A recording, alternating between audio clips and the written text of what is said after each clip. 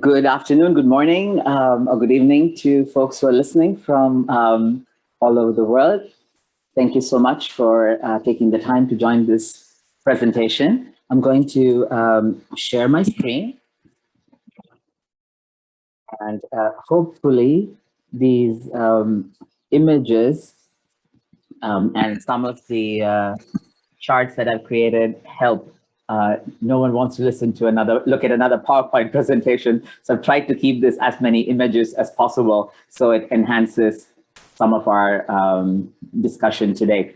The topic is Hinduism and the Baha'i faith, similarities and differences. And for the next 30 minutes or so, I will try to touch on some of the points of convergence and some seemingly different views from these two the great world religious traditions. We'll have some time for question answers at the end. Maybe the very first thing, for those of you who like a little bit of trivia, this idea of Hindu, where does this word come from? And there's a lot, usually what's in a name, but here there's a lot actually in that name. There is a river in modern day India and Pakistan, mostly in Pakistan, called the Indus River. And this Indus River was a seat of great civilizations of the past. We'll come back to it. This river was known as Sindhu in Sanskrit, Indus in English and other European languages. This Sindhu River, when people from the west of the Sindhu River came towards the Indian subcontinent, people who lived on the east of that river, they called them Hind or Hindi. So even to date, in Arabic and Persian, often people who live in India and India itself is referred to as Hindustan or Hindustani. So the people who are living in India, modern day India, at that time were not calling themselves Hindu or Hindi or even Indian. They had other terms referring to that geographical area. So to distinguish people who are on the other side of the river Indus, those people were called Hind. That land was called Hind. The people were called Hindi or Hindustani. And the religion that they followed much later on, it's only towards the 19th century, was actually called Hinduism. So until then, what was this religion called? The people of the Indian subcontinent referred to their streams of religion and philosophy together as Sanatana Dharma. Sanatana is eternal, and Dharma is set of righteousness duties. So Sanatana Dharma was what they referred to their religion as, not really Hinduism. The word Hindu came about as a need to distinguish the set of religions and religious philosophies that were in the Indian subcontinent from those that came from outside. Now, what is also interesting to me is that this word Sanatana Dharma, the eternal duty, reverberates in the writings of Baha'u'llah, where he talks about the Baha'i faith as the changeless faith of God, eternal in the past, eternal in the future. So we see these two threads of eternity, of religion being something eternal. So a quick snapshot of some of the key points. The Baha'i faith was founded, as was said earlier, by Baha'u'llah. There are two manifestations of God, or prophet founders of the Baha'i faith, the Bab, the predecessor to Baha'u'llah, and Baha'u'llah himself. Compared to which, in Hinduism, there is no founder. The religion goes back, well over 5 millennia. We do not know whether there was a founder or many, great beings who inspired this religion. So there isn't an easy comparison. Very often people would refer to the prophetic figure of Krishna, as one of the central figures of Hinduism. But certainly, the religion dates well before the time that Krishna was supposed to have lived on this planet. So there isn't really a founder for Hinduism. The time for this religion is somewhere between 2300 BCE and 1500 BCE. This starts around the Indus Valley civilization. The beginning of the Baha'i faith was much more recent, 1844 AD, with the declaration of the first of the twin manifestations of the Baha'i faith, the Bab. The Baha'i faith begins more recently. Holy books, in this, it's actually quite similar in that there's a corpus of holy writings revealed and composed over millennia for Hinduism. There is no one single holy book. In the Baha'i writings as well, all the writings of the central figures of the Baha'i faith, the Bab and Baha'u'llah, and the other central figures and appointed successor, and the Baha'i institutions are considered Baha'i holy writings. There is, for those who may be new and exploring the Baha'i faith, a book called the Most Holy Book, the Kitab-e-Aqdas, the Book of Laws. But it is, while it is the most holy book, it is not the same as a Bible or a Quran or one book. There's over 20,000 works that Baha'u'llah has revealed, some of which are prayers, treatises, laws, commentaries, tablets, over 7 million words, I'm told.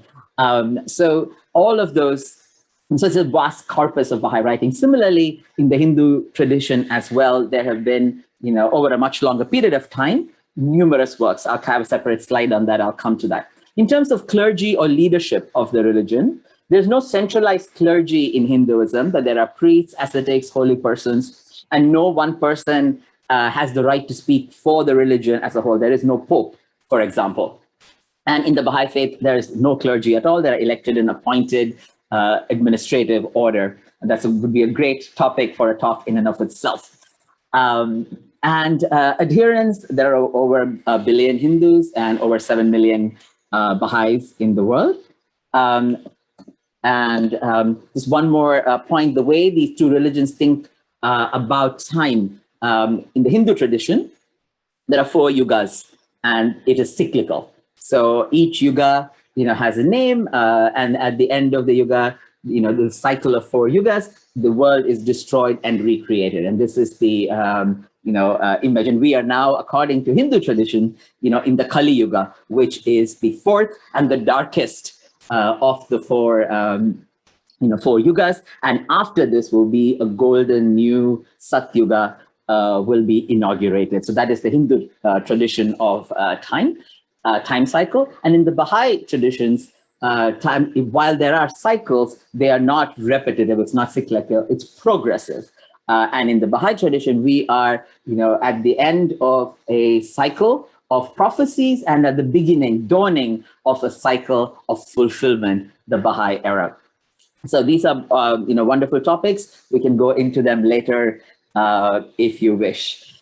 So the next topic is one, I just wanted to make sure that folks had an understanding of what we mean by Hindu scripture. There are 2 core types of scriptures in Hinduism: Shruti, that which is heard, and Smriti, that which is remembered. What you might often hear about the Vedas, the 4 Vedas, which are some of the central texts of Hindu tradition. These are part of revelation. They're considered revelation. The sages heard them, and they've been passed on oral tradition for thousands of years, for millennia, actually. So those are, Smriti, and there are a few Upanishads, which are philosophical, books. So that is Shruti. And Smriti has a range of other books of laws, epics, stories, mythology, and various ways of doing prayers and rituals, including treatises on sculpture and dance and drama. So all of that is part of Smriti,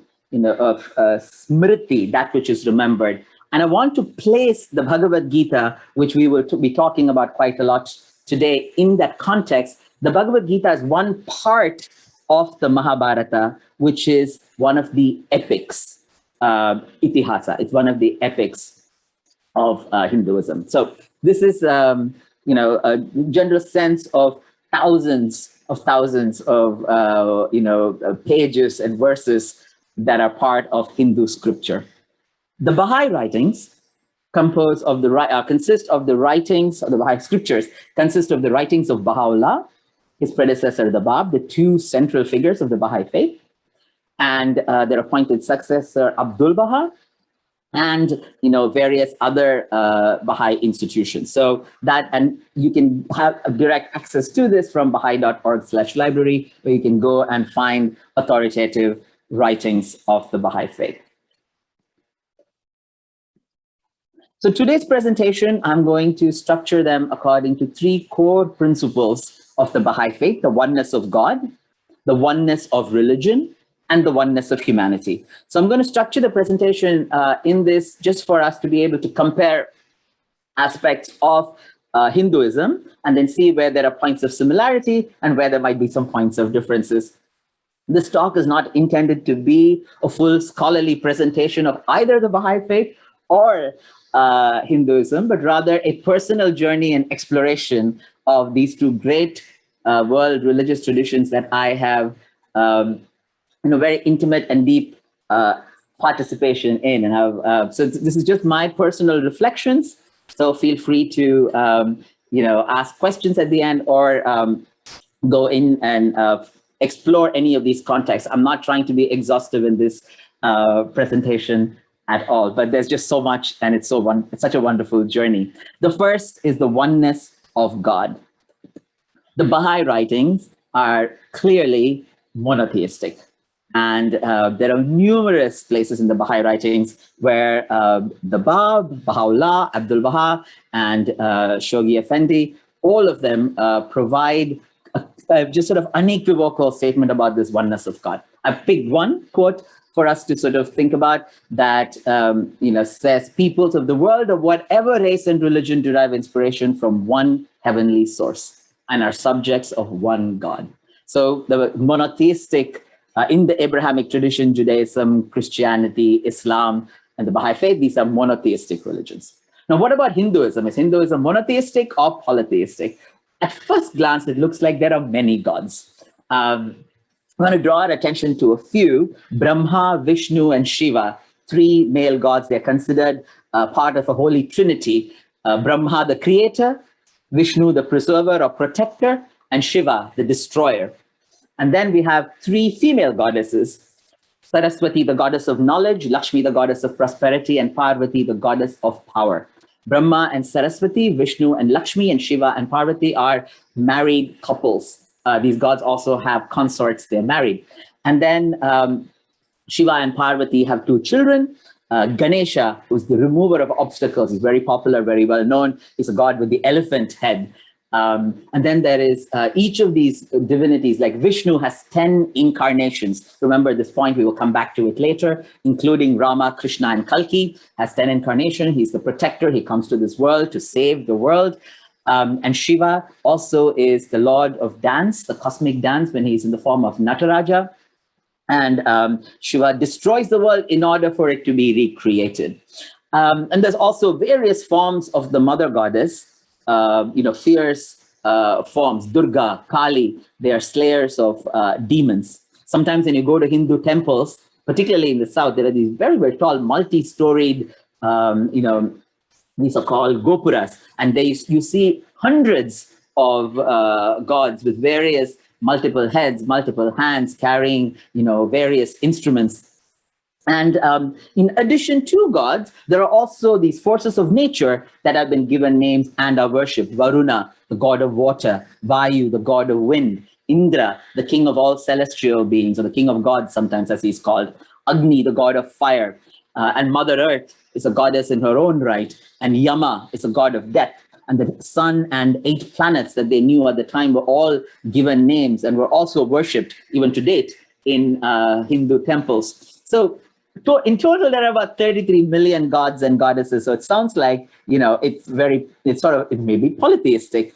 But as we dig deeper into Hindu philosophy, something emerges that in the philosophical texts in Hinduism, the lot that said, that which exists is one, sages call it by various names. Ekam Sat Vipra Bahudha Vadanti. So Ekam Sat existence is one and is worshipped and known by many names by sages. So this is from the Rig Veda, one of the core texts, the Shruti, that which was heard, and this was this text. The verses were compiled from 1500 to 1000 BCE, the late Bronze Age, and this has stayed in the consciousness of Hinduism and the practitioners of Hinduism, that there is one God, could be named. If you want, To break it down into very simple things, you are learning an instrument, then you would pray to Saraswati. You're learning dance, you pray to Shiva, the god of dance. You are going to write an exam, you might go to Ganesha, the remover of obstacles, particularly if you have not prepared very well, or you're starting a business. So for each type of human day-to-day endeavor, there is a god that one can go to. So with this 33 million gods, maybe there's one ultimate reality, and these gods could potentially be, various facets or various aspects of the one, God, the one universal principle, the ultimate reality, or the Paramatma, the supreme soul. Sometimes in Baha'i prayers, there are names and attributes of God: God, the all-powerful, the all-merciful, the compassionate. It's almost like taking each of these words and giving it a form, a human form, to help understand and illustrate that power. So here's another verse from, from the Upanishads: that which cannot be expressed by speech, but by which speech is expressed. That which cannot be apprehended by the mind, but by which they say the mind is apprehended. That which cannot be perceived by the eye, but by which the eye is perceived. That which cannot be heard by the ear, but by which hearing is perceived. That alone as Brahman, and not that which people here worship. So even within the tradition of Hinduism, there's this idea that you could be worshipping many gods, but there is truly only one God. And there's another tradition of trying to describe God, where this is part of this conversation: God is not this. God is anything you describe. God is not that. That God is beyond any description, and the only appropriate description is that it is not this, because God is not comprehensible by the human mind. But what is God then? It's the vital breath, and Brahman is breath. This is from another text, the Brihadaranyaka Upanishad in 700 BC. And I particularly like this, both this not this description and this vital breath, because it also mirrors God as the unknowable essence in the Baha'i writings. And Baha'u'llah says, I've breathed within thee, speaking the voice of God. He says, I've breathed within thee the breath of my own spirit, that thou mayest be my lover. This is from the Hidden Words. And then Abdul Baha says, that which we imagine is not the reality of God.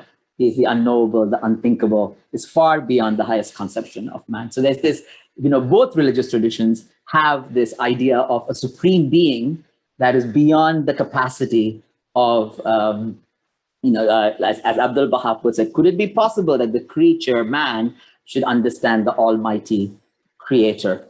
So then we sort of shift to the role of manifestations of God. And the Baha'i writings really talk about God, the knowledge of the Ancient of Days, in this case, God, is closed in the face of all beings.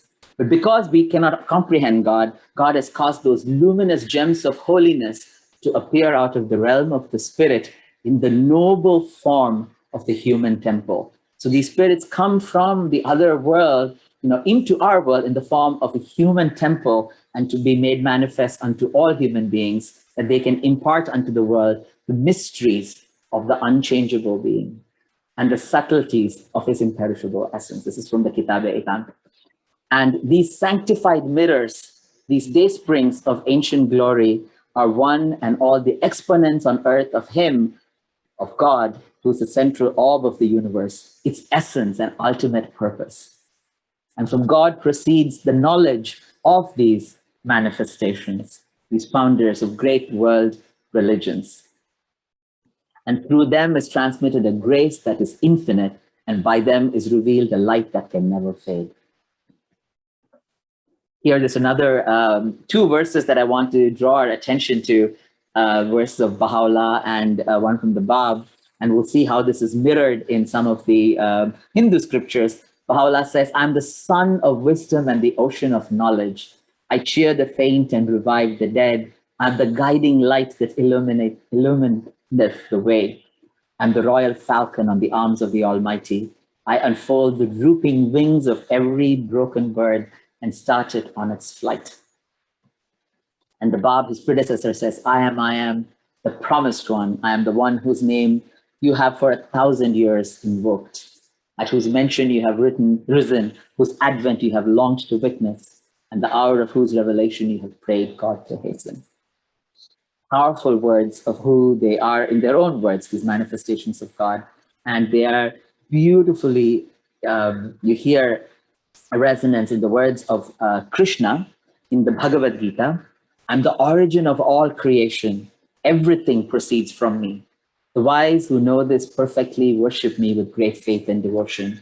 O Arjuna, this is the person to whom he is speaking. O Arjuna, I'm seated in the heart of all living entities. I'm the beginning, the middle, and the end of all beings. I'm the generating seed of all living beings. O Arjuna, no creature, moving or non-moving, can exist without me. There's this sense of who these manifestations of God are. They speak with the voice of God very often. Bahá'í traditions call them manifestations, and in the Hindu tradition, they're often called avatars. So with that, I want to move into the oneness of religion, the second of the two core principle, starting with a beautiful verse in a Sanskrit shloka. Oh, as all rains falling from the sky reach the ocean, so all the prayers to all gods ultimately get to Lord Keshava or Krishna. Akashat patitam toyam yatha gacchata sagaram sarvadeva namaskaram Sri Keshavam patigacchati. All the prayers go to Lord Krishna. And a similar writing from the Bahá'í tradition, it is clear and evident to thee that all the prophets are the temples of the cause of God, who have appeared clothed in diverse attire. If thou wilt observe with discriminating eyes, thou wilt behold them all abiding in the same tabernacle, soaring in the same heaven, seated from the same throne, uttering the same speech, and proclaiming the same faith. Such is the unity of those essences of being, those luminaries of infinite and immeasurable splendor. It's from the Bahá'í writings. This is a chart from Bahá'íTeachings.org. It's not mine, it's not original. But I thought it's kind of an interesting way to sort of how the Bahá'í writings and Baha'is understand the concept of progressive revelation. God reveals himself or herself to humanity through a series of messengers. Each one builds on the message that came before them. And even though they may not be sort of geographically connected, many came to the Holy Land: Abraham, Moses, Christ, Muhammad, the Bab, and Baha'u'llah. They came in sort of one part, of the world. And we had Zoroaster in Iran, where ultimately the Bab and Baha'u'llah appeared as well. And then there is Krishna, Buddha, in another part of the world, east to the Holy Land and Iran. But this is progressive revelation as understood in the Bahá'í writings. All of these prophets talk about the ones that came before them. They reaffirm them, and then they give new teachings for this day, the day and age in which they appear. Also a beautiful topic for its own conversation. And there are some, beautiful imageries, and one is that of the all-knowing physician, God being a physician who has his fingers on the pulse of mankind, of humankind, and he perceives the diseases, the problems of that day and age, and prescribes in his unerring wisdom the remedy. So each of these manifestations of God come with very specific teachings that humanity needs for that day and age.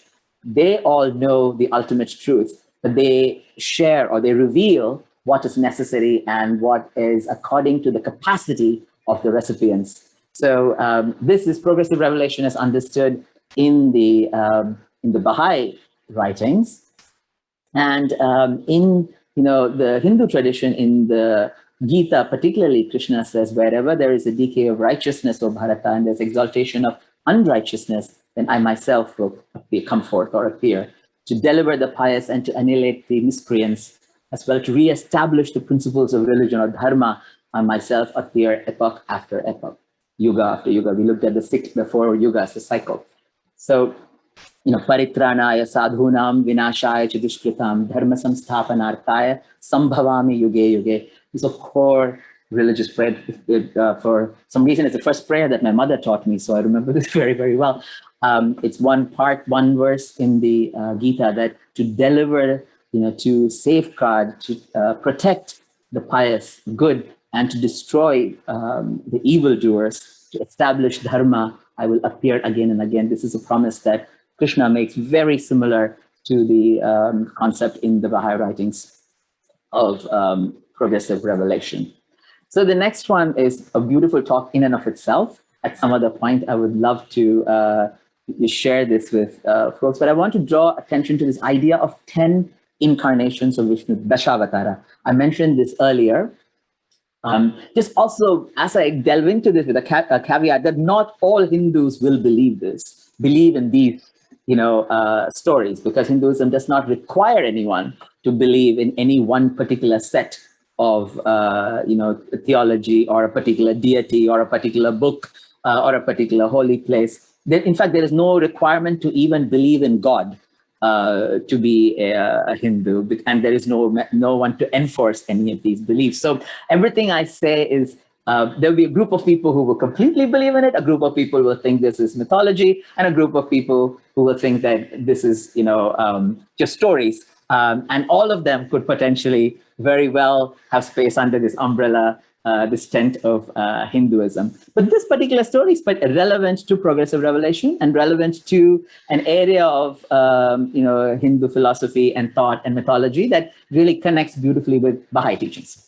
So Vishnu, the protector, comes to the world to deliver humanity from evil, from the clutches of evildoers, particularly described in mythology as demons. So the first of these, there are 10 in that that beautiful temple sort of sculptures that you're seeing. The first, and I put some a little icons so we can remember them. The first is a fish. The second is a tortoise. The third is a boar. The fourth is a half man, half lion. The fifth is a very short, person. The sixth is a forest dweller. The seventh is a great king, Rama. So what we see here is from a sea animal to amphibian to a land animal to half man, half animal to a short human being, vertically sort of very short, to a forest dweller to a civilized, head of a kingdom. You see a certain progression. And this progression that God appears in these various forms to safeguard the world and save humanity is a beautiful concept that both illustrates, evolution, a scientific, evolution, but also mirrors with a verse in the Baha'i writings where Abdul Baha talks about the human being may have resembled these various animals in our own physical evolution.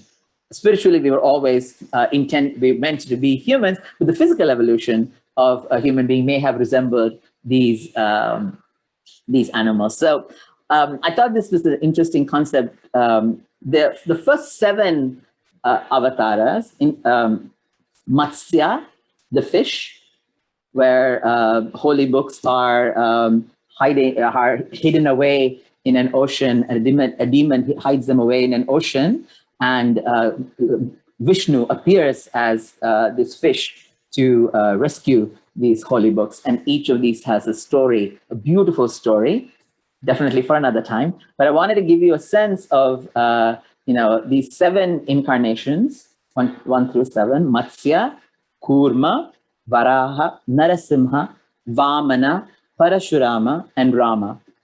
Then the 8th is Krishna, the 9th is Buddha, and the 10th is Kalki. According to this particular framework, the first 9 have already happened, and we are waiting for Kalki to come and destroy the evil, end this Kali Yuga, and inaugurate the golden age or the new era. So remember this, we'll come back to this. Krishna is 8th, Buddha is 9th, and Kalki is 10th.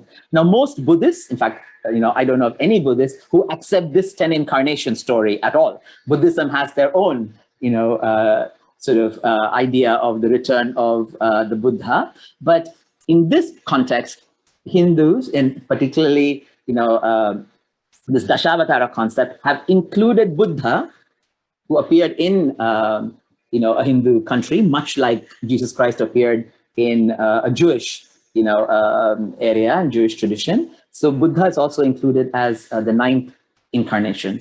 And then you have 10th, Kalki, who hasn't come. And these are all, nobody knows who any of these manifestations look like, but this is, sort of traditionally people will look at these images and can identify who they are.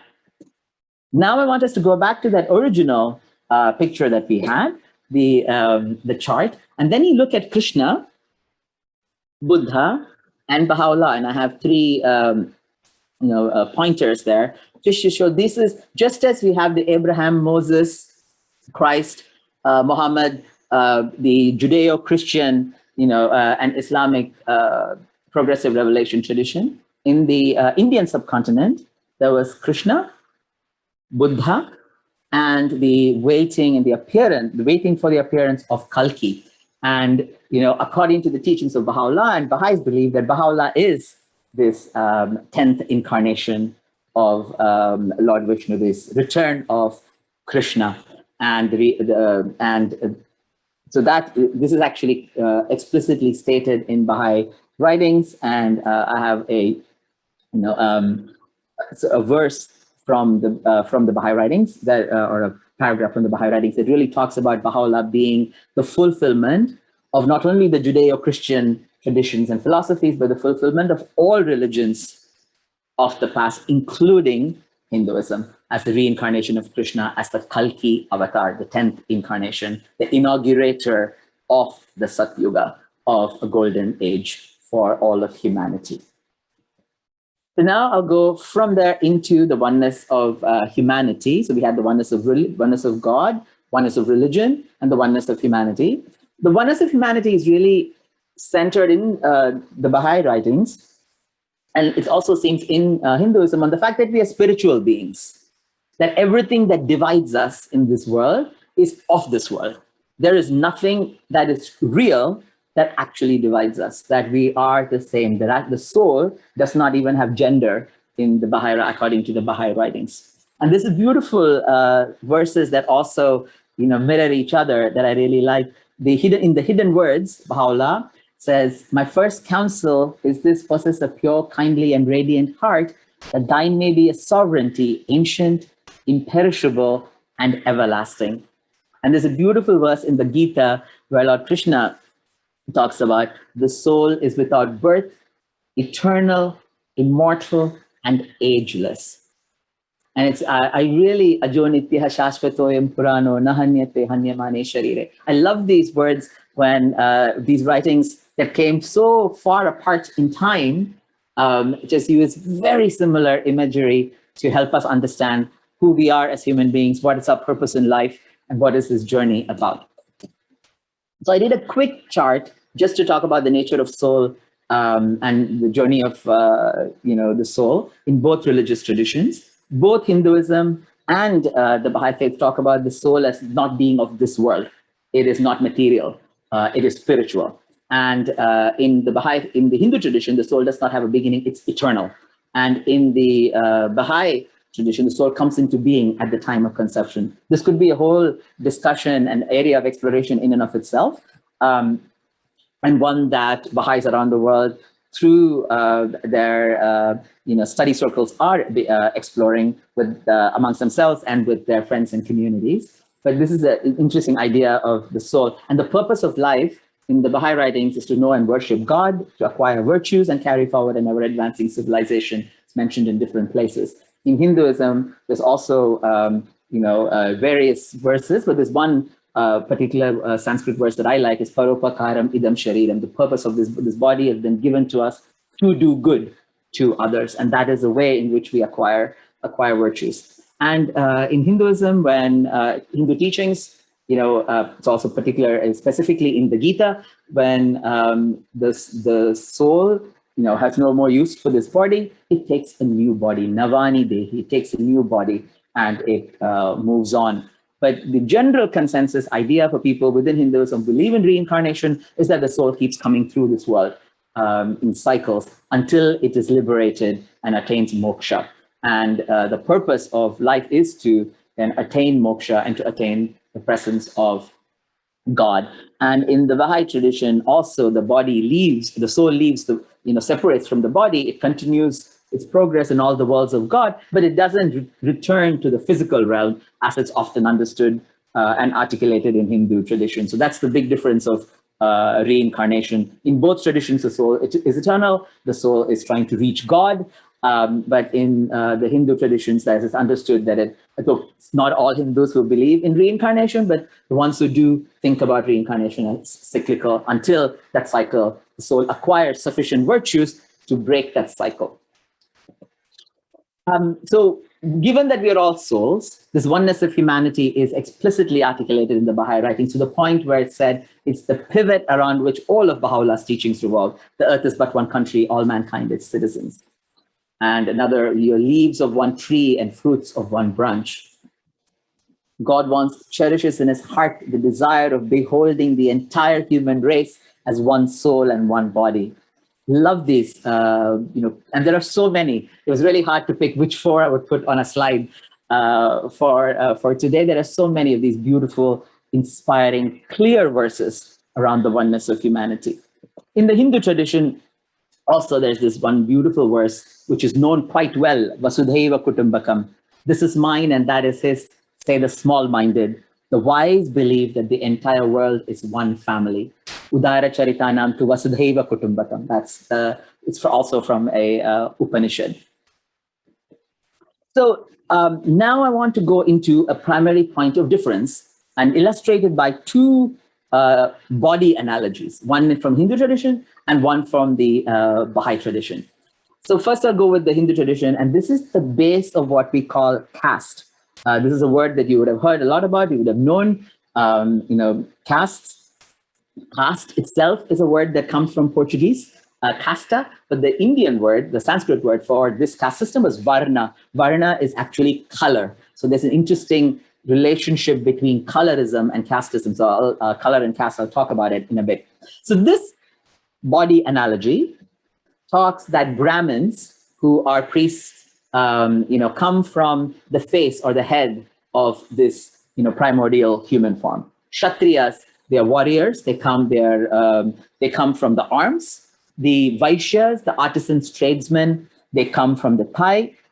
And Shudras, the manual laborers, come from the feet. And this is, and then there are the untouchables or the Dalits who do not form of the system at all and are considered, the lowest rung of this system. This is a deeply oppressive system, and it has created untold suffering in Hindu societies and Indian societies. And it's a system which people may leave the country, may travel, may have all education and maybe very, very modern, but tend to carry this caste system, with them. So this is one, analogy. And this is from a book called the Manusmriti that was written around 200 B to 200 CE.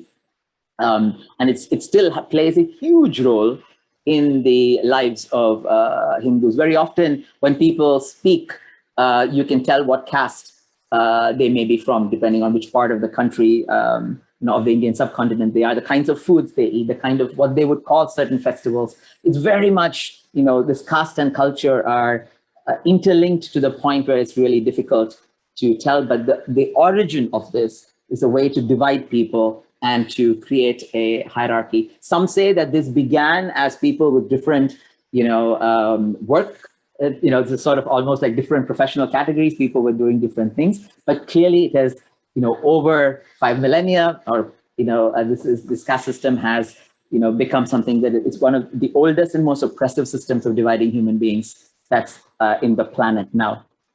Where did this come from? Remember the Indus River? So the Indus River was a seat of the Indus Valley civilization, a Bronze Age civilization of South Asians, of dark-skinned people. They traded with Mesopotamia and Egypt. It's one of the oldest civilizations in the world. It's highly, developed.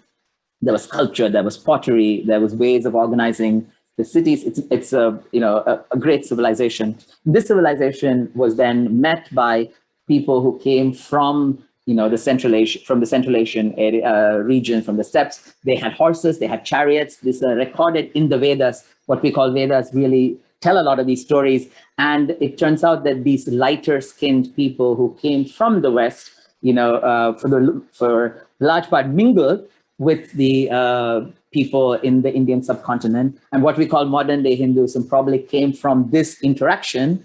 but they created a clear hierarchy. The lighter skinned people were at the top of the hierarchy. Those who were able to, read and speak Sanskrit were at the top of the hierarchy. And this, the Indus Valley civilization eventually dies, but the rest, the South Asia, what we call modern day India, but in olden days, that entire area really inherited the result of this intermingling of Aryans, and the original inhabitants were called Dravidians, and the Dravidians were in the lower, rung of society. So there's more to talk about this, but it's a really interesting idea, and this is where jati or varna color is the word that is used to categorize people. While I say that, I also must acknowledge that there is a strong tradition of fighting against caste within Hinduism, and this is one of my favorite Tamil poets who really says, it's a sin to establish hierarchy, and those who are really superior are those who excel in justice with wisdom, education, and love. So I want to point out that there are a lot of Hindus who push back against the caste system, but it still remains a huge, issue. I want to compare this now with the other human body, analogy, which is from the Bahá'í writings, which talks about society as being, society being like a human body, and the various components of the society being like different parts of the body. They work together, they cooperate, they work for the well-being of the human being as a whole, just as society should work towards the well-being of all segments of itself. So these are two human body analogies that really speak to this idea of oneness, or the challenges to this idea of oneness. The last I want to refer to is the equality of women and men. And this is also a deep subject in both traditions. Hinduism, on the one hand, has goddesses that are venerated, that are fierce, that are knowledgeable, that are powerful. Also, the center, I have a picture here of God described as half male, half female. So this divine, the yin and the yang, and has both masculine and feminine features. While that is happening, women throughout the history of India, in the epics and in history, have been literally put through a fire test to prove their honor and their chastity, and have always been considered the property of men. There have been great examples of women who fought this, and there have been some champions who are men as well. But overall, the Manusmriti does not treat men and women equally. And years of patriarchy have cherry-picked parts of scripture and has used that to subjugate women. The Bahá'í writings, on the other hand, are unequivocal in their idea of equality. This beautiful analogy of two wings of a bird,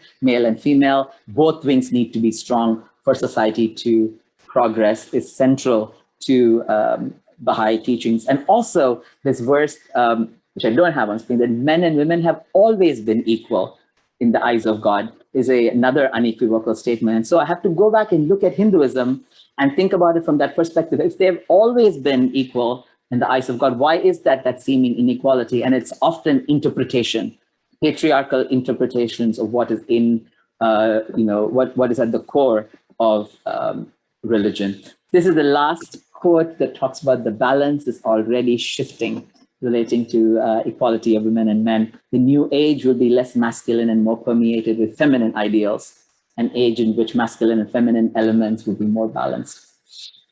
So this equality of women and men is a key component of the oneness of humanity. So I wanted to sort of end with that and just bring ourselves to these three areas: oneness of God, oneness of religion, and oneness of humanity. Really looked at, this is not an exhaustive presentation. I tried my best to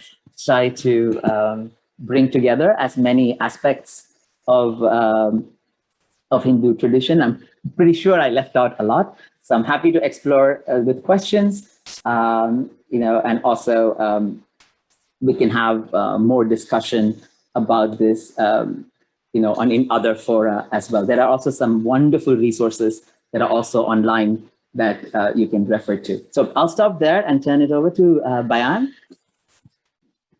Thank you so much, Mr. Mohan, for your talk. It was really comprehensive, and I actually learned so much I didn't know before. and I'm sure everyone else did as well, so thank you. And now we can have questions and answers. So if you have a question, you can put it in the chat and I will read it out loud. And our first question asks, would you please tell us about your own spiritual journey? Sure, I'm happy to. I was raised in a Hindu family and with very God-fearing and parents who taught me that being a good human being was the most important part of being being a good Hindu. And religion was something that was supposed to make us good human beings. So that was very central to my own belief, and also was raised in a theosophical educational institution and background. So always learned that all religions, were good. That's going back to that line that you said that I was using, that no matter where we pray, all prayers lead to one God. So really believed in that and was raised that way. And I ran into the Baha'i faith for the first time in college when I visited the temple, the Baha'i House of Worship in Delhi, which has one of the most beautiful structures in the world. One of my favorite, I would say, my favorite spot on earth. And in the temple, I remember standing in line, and as we were going into the temple, the person at the door was like, you can say prayers from any religious traditions. There are no pictures, there are no images, very different from Hinduism that I had grown up in. So that was my first introduction to the Baha'i faith. And then later on in university, at the University of Florida in Gainesville, I ran into the Baha'i community, wonderful Baha'is, and learned about the Baha'i faith some more. And this first, this idea that there's one God, and all these religions are part of a continuous, conversation between the Creator and humanity. It really spoke to me. I really understood why there were different religions. For the first time, I had never heard, such a explanation, and I was really drawn to both the people and the community and the teachings, and that's what brought me to the Baha'i faith. Thank you. Our next question asks, am I correct to say that these different gods are each an attribute of God? So that's one way to look at it, as I said, yes. But some people will believe, just as I said, there is no one way to approach this. Some people will believe these to be different gods, and Hinduism allows them the space to do that. But it seems to me, when I look at this, when you think about any of these, any of these gods, why? So, for example, the all-powerful could be, if you were to illustrate the all-powerful, you would illustrate, many hands to show, if I have so much power with 2 hands, how much power will I have with 10 hands?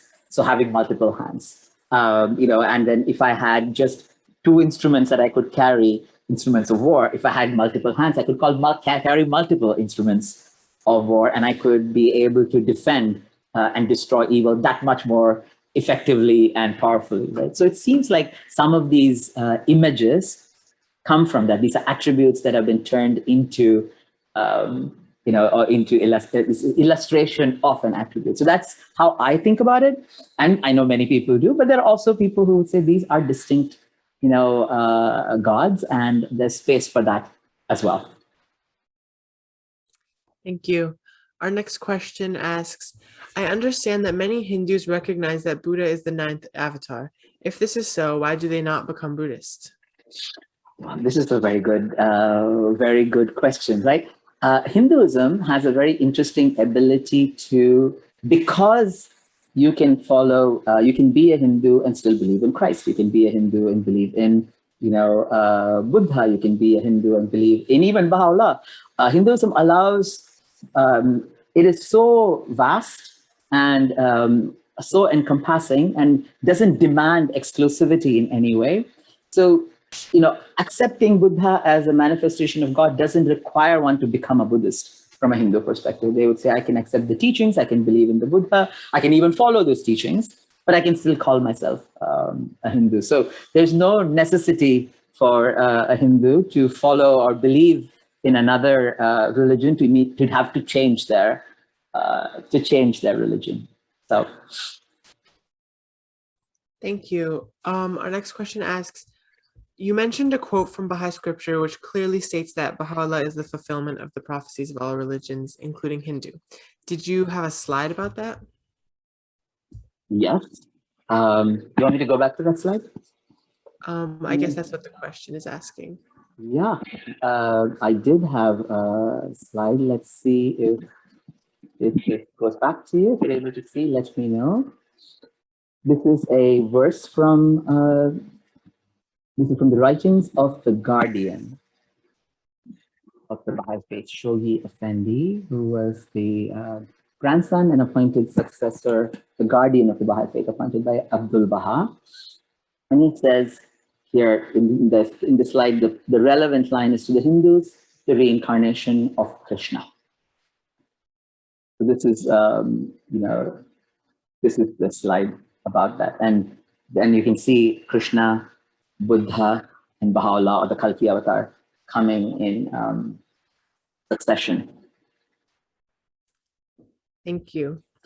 Our next question asks, I understand that there are from 1 million to 2 million Baha'is in India. This means that at least 1 out of every 7 Baha'is is from India. Does the Baha'i faith in India attract both Hindus and Muslims equally? No, I don't have any statistical answer to that question. It's at best anecdotal. What I can say is that the Baha'i house of worship attracts people of all religions equally, because I have lived in Delhi. I have, spent some weekends serving at the temple and have had friends and family members who served there. So I've had access to the temple and I've seen it's one of the most visited spots in India. So people from all religious faiths, come there and, enjoy and are uplifted by that beautiful, welcoming, sacred space where we can feel one with God, one with all religions, and one with humanity. Thank you. While we wait for more questions, I had a question of my own. So I was wondering, I know you touched on this, but a lot of people say that Hinduism is polytheistic and of course the Baha'i faith is monotheistic. So how do they, come from the same God? Yeah, I tried to answer this a little bit in the first question and in the earlier part of the presentation. I think because Hinduism, does not have a founder and one holy book, and there are so many scriptures that they're all, divinely inspired, but not necessarily, revelation in the strictest sense that we understand it. Different people are able to, in fact, there are different paths that you can approach the divine in, right? So you may think of one God, but this idea is called Ishta Devata, a beloved deity, or a personal beloved deity, that I can think of Shiva as being the cosmic God, the one creator, destroyer, protector God. And I can completely understand and approach God through that one deity. It's still that one God, but I'm approaching through that one deity. And another person might approach that same deity through, Vishnu and Vishnu's 10 incarnations. And so there's a whole canon of prayers and stories and, temples that build, around that, right? So they're still approaching the supreme God, but they're approaching it through a personal deity of choice, beloved and Ishta Devata. So it is a bit complex, but I do think that the philosophical underpinning from when you step back, it's very clear, because this idea of Brahman, this idea of the unknowable essence, these already exist in Hinduism deeply. And I think Hinduism also, because because of the time period that it's been around, it's probably the oldest religion in the world, if we date it to the Indus Valley civilization, the continuous living old religion. And I think there's been a lot of time, so layers and layers and layers have been added to it. Thank you. Our next question asks, when I visited Durga Puja last year, I could recognize in Durga Devi, she has 10 hands. What is the meaning behind this? Was Durga Devi a real woman as a natural human being? Durga is it's part of mythology, and it's a form of the mother goddess. So she's not human in that sense at all. It's divine in a human form. So she has many hands because she's powerful, and she takes that form to kill a demon. It's a very interesting story in the equality of women. And this demon gets this special power that he can only be slayed, by a woman, and so the divine force or God comes in this form of a woman and kills this demon. So Durga, is the mother goddess. She is the form of God Parvati, and the various hands all have instruments, of war in them. And she is pursuing and killing this demon, and this festival is celebrated every year as a way to remind the triumph of good over evil. Beautiful festival. Thank you. Our next question asks, I have read that there's an ancient connection between the Vedas and Zoroastrianism. Can you comment? Yes, this is true. The Avestan language has very similar words to Sanskrit, and they are actually Indo-Iranian. It's a group of language. It came together because, and the Central Asians, I had that picture of Central Asians coming to India. So clearly the Zoroastrianism and the old Persian language and traditions, that's the part of the world from which the Aryans came to India. So some gods' names like Mitra, you can hear from both religious traditions, and there are sort of so there are connections in the way some of those stories are told, some of the traditions as well, deeply connected linguistically and culturally. Thank you.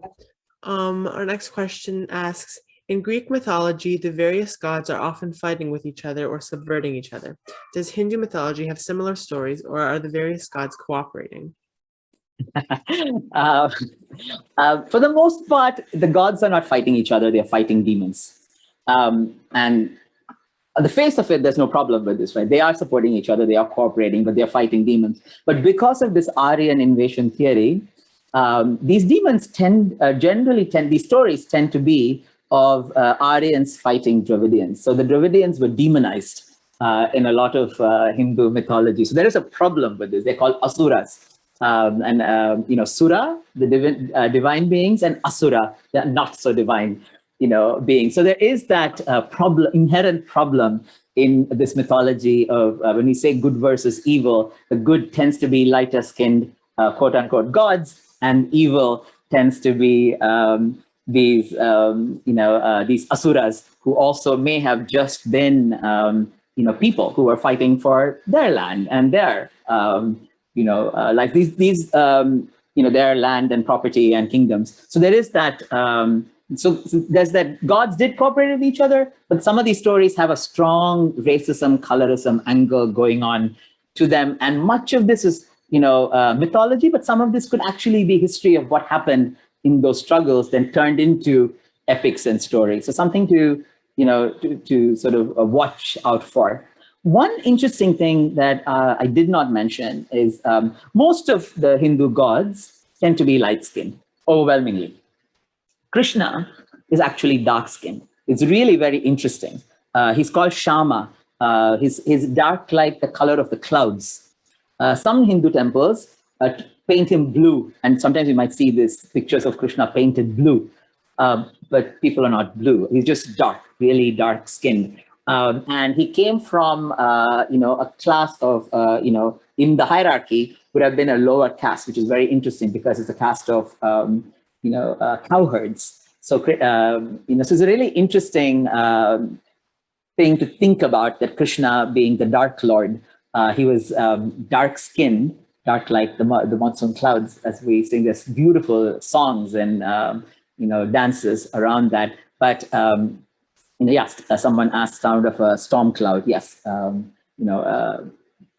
depending on, it's dark clouds period too. So that is Krishna. So just also something to keep in mind. These are all things that, people have, we have to go back and read some of this through the historical context in which these stories were written, to try to deeply understand and deeply understand what could be some symbolism that is used. But mostly gods cooperated. They fought with demons. Yeah. So just to go bring it back to that question. Thank you.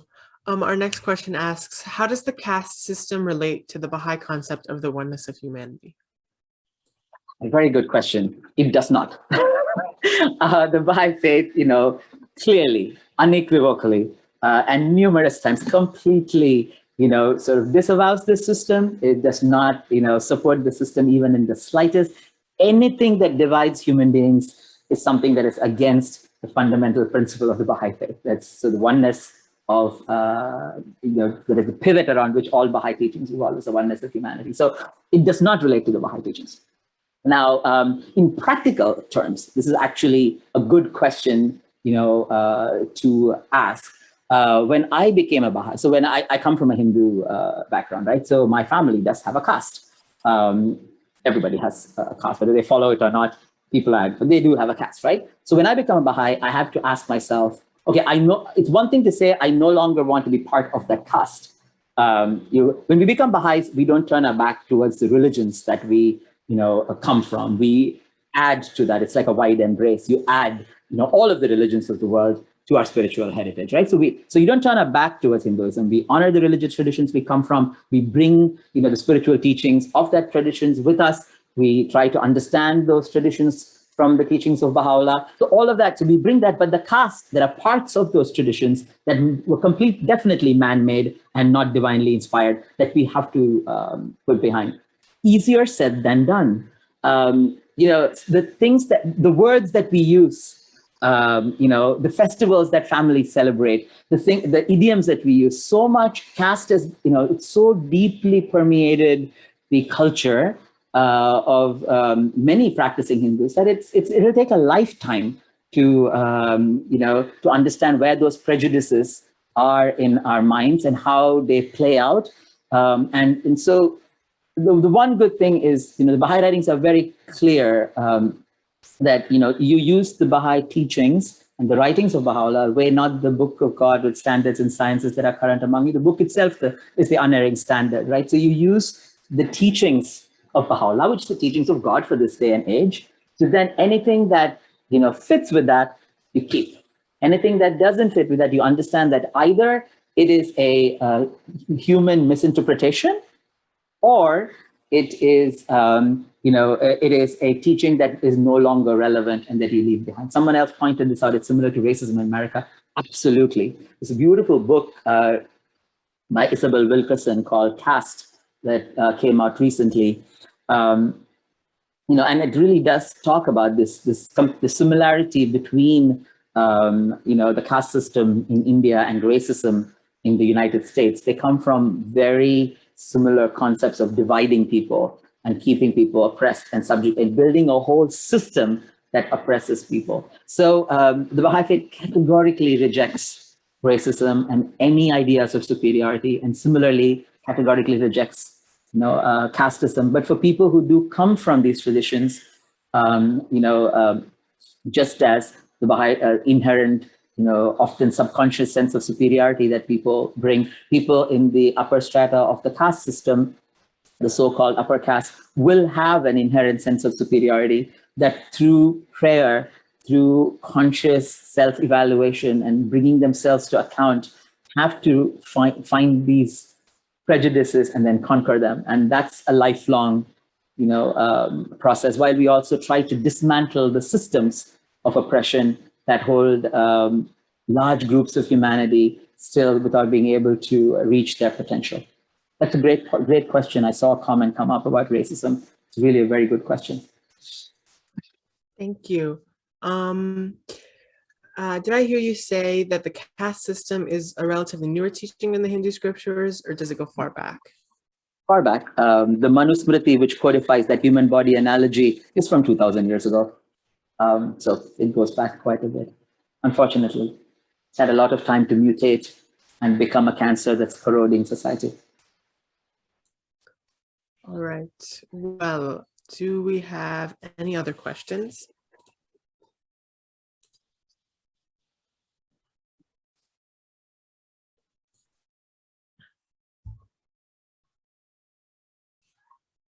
There's some comments that are coming in that I'm reading.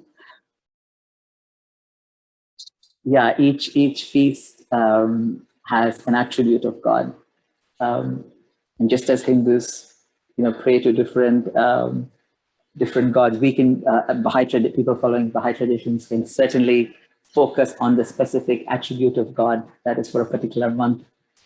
That's a beautiful idea. All right. Well, if we do not have any other questions, I want to thank you again, Mr. Mohan, for your talk. It was really wonderful. And all these questions afterwards really added to the richness of it. And hopefully we can have you come back again in the future to deepen on some of these topics. Thank you very much. No problem. So now I'll introduce the speaker for next week. Our speaker next week will be Dr. Stephen Phelps, and his topic is the search for meaning and purpose in the universe. And again, these talks occur every Saturday at noon Eastern Daylight Time, so please invite your friends and family. And if you're new to the Baha'i Faith, or if you'd like to be added to our mailing list, please fill out the Google form that I'll put in the chat now. And now we're just going to close with a Baha'i song.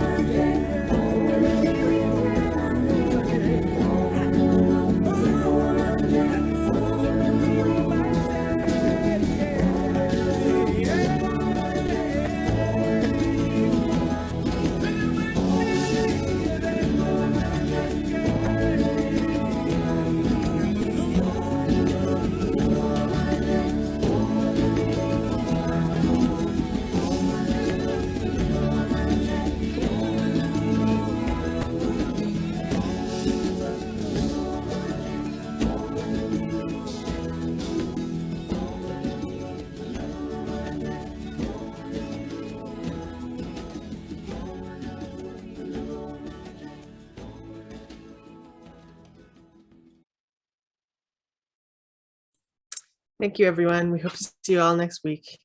Have a nice week.